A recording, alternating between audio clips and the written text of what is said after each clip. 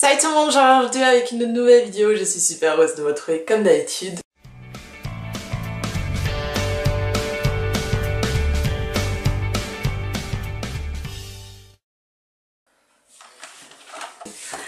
Aujourd'hui je reviens avec une vidéo que je sais sera une vidéo très utile pour vous, très attendue par vous également. C'est la fameuse vidéo sur la prise de notes, comment prendre le cours correctement en notes, parce que c'est vrai que c'est une des premières questions qu'un lycéen lorsqu'il sort de son bac se pose en fait. Bon, peut-être pas directement mais après pendant les vacances. Que le principe est quand même de venir en cours d'amphi et de prendre en note ce que le prof vous dit. Il fait peur aux lycéens parce qu'on n'est tout simplement pas habitué. Il y a énormément de gens, donc forcément le prof il peut pas se permettre de toujours s'arrêter pour toutes les personnes qui n'arrivent pas à suivre. Si vous demandez de répéter etc, le prof il va faire de son mieux pour répéter, mais de nouveau, souvent la plupart du temps la réponse qu'il vous donne c'est mais les gars, je sais même plus ce que j'ai dit il y a 2 secondes. C'est quelque chose qui nous frustre énormément parce que tout simplement on prend en note et puis à un moment donné, ben, on se perd. On lève la main, on demande au prof est-ce que vous pouvez répéter et en fait il redonne pas la même phrase que celle qu'on avait écrite, du coup on est encore plus perdu. Les profs ils ont certes des notes mais ce sont pas forcément des notes rédigées et ils lisent pas forcément leurs notes. Il y a différents profs qui existent. Il y a eu des profs en première année surtout qui ont continué à dicter. Ça c'était des profs juste... On rencontre aussi différents spécimens, c'est-à-dire qu'il y a des profs qui ont des notes, qui ont vraiment tout bien rédigé, etc. et qui ont quand même un support. Puis il y a des profs qui n'ont pas du tout de support, où tout sort de leur petite tête, et là ça devient encore un petit peu plus compliqué, parce que tout simplement quand tu leur demandes de répéter, bah là sur le coup ils savent vraiment pas plus ce qu'ils ont dit avant. Il faut vraiment se préparer à tout ça, il faut s'habituer à tout ça, il faut pas commencer à paniquer. Ne commencez surtout pas à paniquer, tout va bien se passer. C'est vrai que c'est un sujet que beaucoup de lycéens redoutent parce que tout simplement ils ont peur de la vitesse, vraiment pas réussir à suivre, se retrouver avec des énormes trous dans leur cours. Donc il y a 2 différents types de prise de notes qu'on peut retrouver. C'est la prise de notes du coup forcément à l'ordinateur, un grand classique pour les étudiants en fac, ou encore un peu à l'ancienne, un papier et tout simplement un petit stylo. Et dans cette vidéo là je vais aborder les deux. Moi ma prise de notes je la fais à l'ordinateur et je vais vous expliquer dans cette vidéo pourquoi exactement et tout simplement vous donner mon point de vue sur la chose.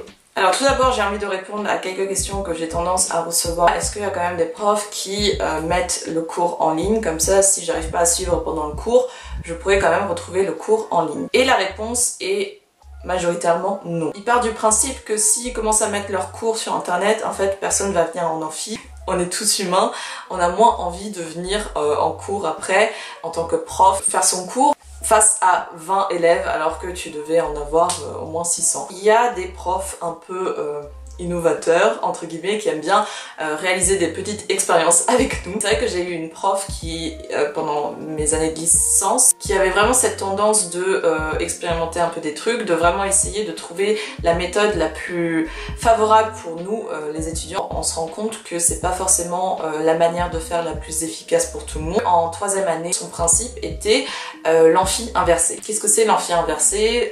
En fait c'est tout simplement elle qui met son cours du coup qui est très bien rédigé, genre extrêmement bien rédigé, bien dans les détails, etc. Voire trop de détails, vraiment tout est minutieusement expliqué. Et son cours a été du coup mis sur le site de notre fac. Et le but de cette technique c'était tout simplement qu'on ait déjà le cours en avance, qu'on puisse le travailler avant les différents cours d'amphi, avant les différents TD. Ça voulait pas dire que vu qu'on avait eu le cours qu'il fallait plus venir en cours, non. Certes on avait le cours qu'on pouvait du coup travailler et c'était en fait quelque part nous mettre tous à égalité parce que tout le monde allait avoir le même cours, mais ce qui allait nous différencier c'est tout simplement les gens qui allaient venir à tous les cours de TD, à tous les cours de CM, allaient avoir du coup ce bagage en plus. Pendant les cours on allait en fait s'arrêter à des points qui étaient mal compris par nous ou qu'on trouvait assez flous. Elle se rajoutait encore plus de travail que n'importe quel autre prof parce que du coup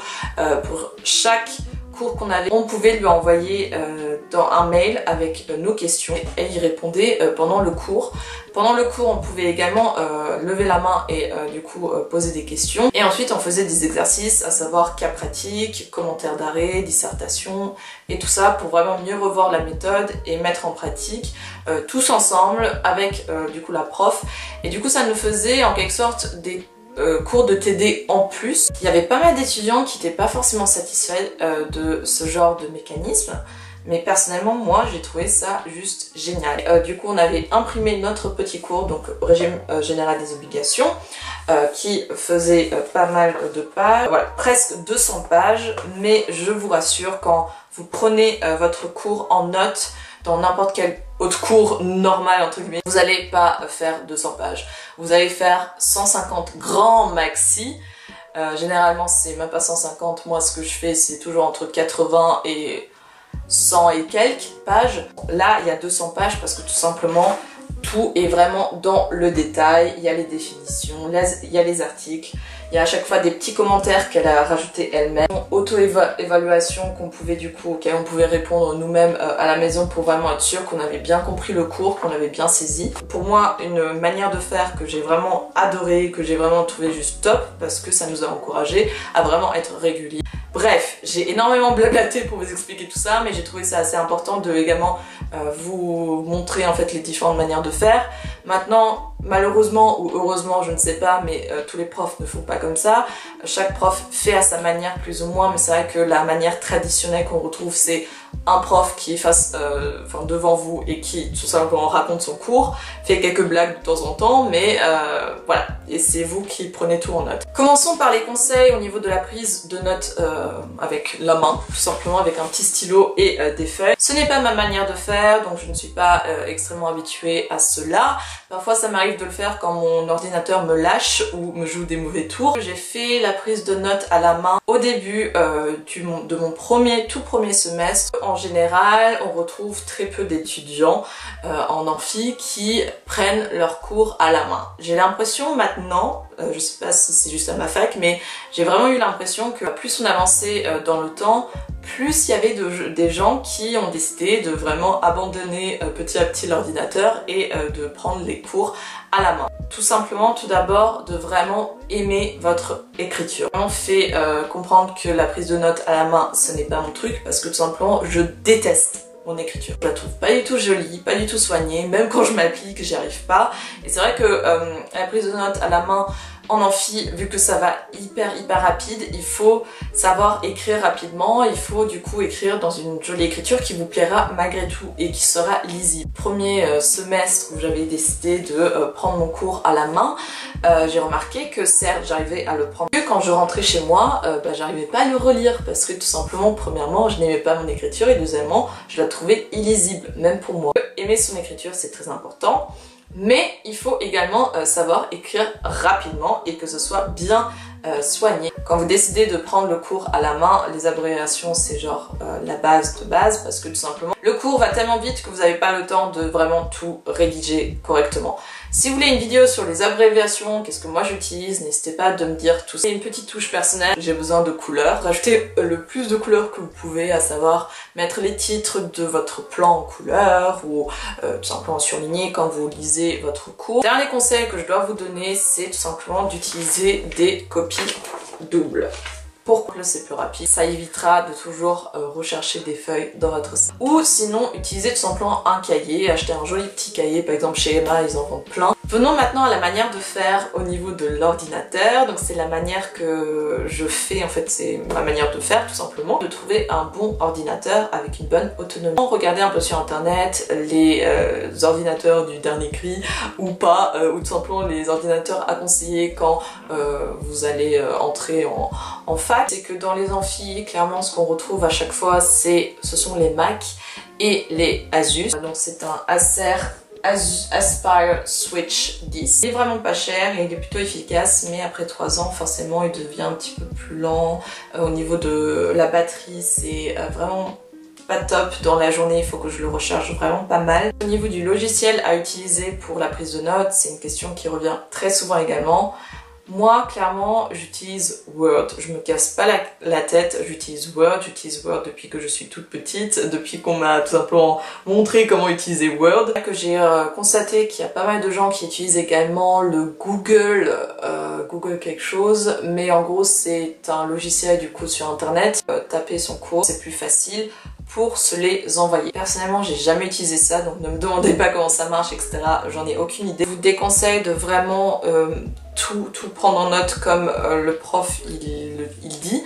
Alors c'est vrai qu'au début, la première année, vous allez forcément vraiment tout taper mot par mot parce que vous avez tellement peur d'oublier quelque chose, mais c'est vrai que souvent le prof il se répète, donc dans ces moments-là, ça sert à rien de vraiment tout remettre à chaque fois parce qu'après vous allez avoir un énorme paragraphe avec qui dit la même chose. Plus vous avancez dans le temps, plus vous allez pouvoir vous permettre de pas tout marquer, de vraiment marquer les choses selon vous qui sont importantes. C'est vrai qu'il y a des profs où clairement j'arrive à marquer, en fait, à être assez libre au niveau de ma prise de notes, mais c'est vrai qu'il y a des profs où clairement t'as pas le temps de réfléchir, tu peux pas te permettre de réfléchir parce que ça va tellement vite que t'es obligé de vraiment tout marquer. Ne vous préoccupez pas de la présentation de votre cours sur l'ordinateur, s'il vous plaît. Je vois tellement souvent les étudiants qui, pendant le cours, quand ils tapent, choisissent également la couleur pour vraiment faire tout joli, pour surligner directement, pour que tout soit présentable. Clairement, ne le faites pas, en tout cas pas dès le début, pas dès le premier cours, pas dès le premier semestre. C'est pas possible. Pendant ce temps, vous écoutez pas le prof et peut-être à ce moment-là, le prof il donne une information assez utile et assez importante. Je sais qu'il y a pas mal de gens qui arrivent à faire plusieurs choses à la fois. Très impressionnant, je vous admire énormément. Vraiment pas attention, c'est après en me relisant que je corrige les fautes, que je mets un peu, que je fais un peu la mise en page. Également, évitez de marquer les phrases en entière, de marquer les mots en entier. C'est une perte de temps de nouveau et vous n'avez pas le temps pendant la prise de notes. Utilisez également des abréviations. Maintenant, j'ai envie de faire un pour et un contre au niveau de chaque technique. Tout simplement, il y a énormément de points négatifs au niveau de la prise de notes à la main que pour l'ordinateur. Je sais que pour moi, c'est pas ma manière de faire, mais surtout ne prenez pas tout ça pour la vérité absolue parce que je n'ai pas la vérité absolue. C'est juste mon expérience personnelle, c'est comment moi je fonctionne et vous, ça se trouve, vous fonctionnez pas du tout comme moi et même je pense que vous fonctionnez pas comme moi, donc vraiment c'est pas parce que pour moi je préfère l'ordinateur que forcément vous devez également prendre l'ordinateur. On va commencer par les points négatifs, comme ça c'est fait. Donc premier point négatif, c'est au niveau de l'écriture, parce que je trouve que forcément l'écriture, quand t'arrives pas, au début t'arrives pas à vraiment écrire de manière vraiment très jolie, très lisible, donc c'est vrai que ça fait un peu brouillon quand c'est pas soigné, et c'est un grand risque qu'on peut prendre quand on décide de prendre le cours à la main, c'est que notre écriture, vu que ça va tellement vite, on veut vraiment tout écrire, ça sera pas forcément soigné. Maintenant, c'est quelque chose sur lequel on peut travailler. Ensuite, il y a le risque de manquer des informations lorsqu'on n'est pas habitué avec la prise de notes à la main. C'est vrai que moi, c'est ce que j'avais constaté quand j'avais décidé de du coup prendre le cours à la main au début, c'est que en fait, je revenais à la maison avec des énormes blancs parce que tout simplement, j'arrivais pas à tout prendre en note. On peut pas rajouter des trucs a posteriori dans notre cours. C'est-à-dire qu'une fois que vous avez rédigé, vous pouvez forcément laisser des blancs au cas où, etc. Mais c'est toute une organisation, il faut vraiment se casser un peu la tête à ce niveau-là, réfléchir, etc. Et moi, clairement, j'ai pas le temps, j'ai pas l'énergie pour ça. On rajoute toujours des informations, que ça provient de nos TD ou encore des ouvrages, on rajoute toujours des infos.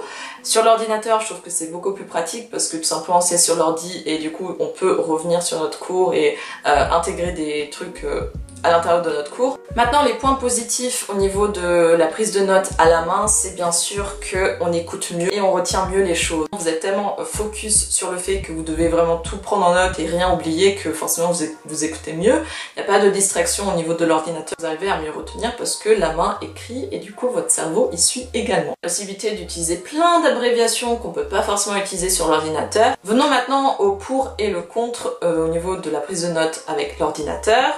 Là, c'est un peu 50-50 quand même, donc on va commencer de nouveau avec les points négatifs, péjoratifs. À savoir, c'est une énorme distraction. Pourquoi est-ce que les profs n'aiment pas voir les étudiants avec leurs ordinateurs? C'est surtout à cause de cette raison. Allez sur internet, checker les news, checker Facebook, checker Instagram, regarder des vidéos de chats, regarder même des épisodes de télé-réalité.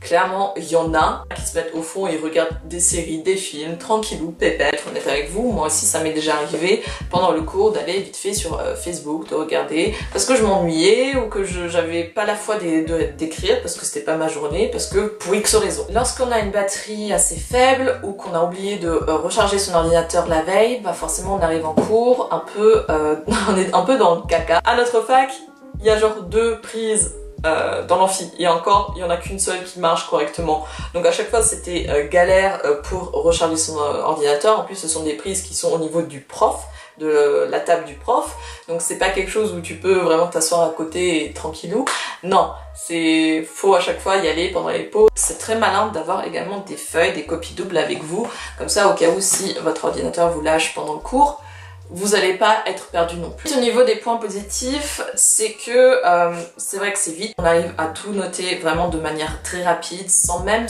réfléchir en fait, c'est-à-dire qu'on devient un peu un robot, et c'est également un point négatif que j'aurais pu rajouter, c'est que c'est vrai qu'on est assez robotisé en fait, on réfléchit pas trop, on peut même penser à d'autres trucs tout en prenant le cours en note. Parfois vraiment je rentre chez moi et je suis là, ah du coup on a vu ça, ah ok on a parlé de ça, parce que c'est vrai qu'à ce moment là j'écoutais pas forcément juste une écriture neutre, on arrive à mieux lire. La possibilité du coup de remettre en page, c'est quand même plus facile de transmettre votre cours à votre pote par ordinateur que vos prises de notes à la main. Une autre question qui revient très souvent, c'est Christina, est-ce que tu nous conseilles d'utiliser un dictaphone? Premièrement, si vous voulez faire ça en fac, c'est quelque chose qui est possible. Faut tout d'abord demander l'autorisation de votre professeur, parce qu'il y a beaucoup de professeurs qui tiennent à leur image, à leur voix, et c'est quand même quelque chose qui leur appartient. Personnellement, je trouve que ça a de nouveau un point positif comme un point négatif, à savoir,